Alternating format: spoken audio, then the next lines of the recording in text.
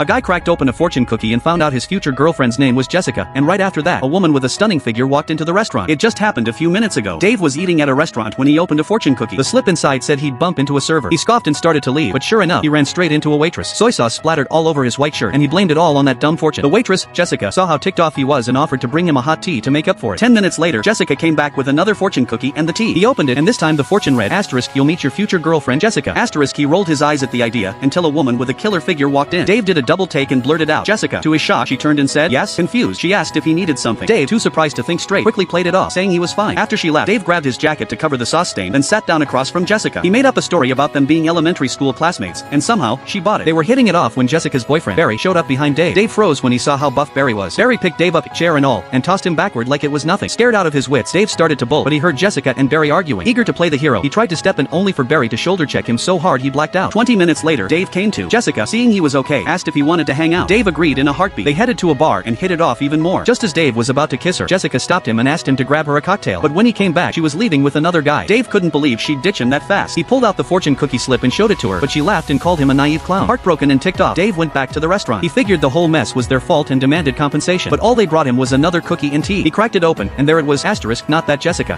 *, he looked up at the waitress across from him, and it finally clicked.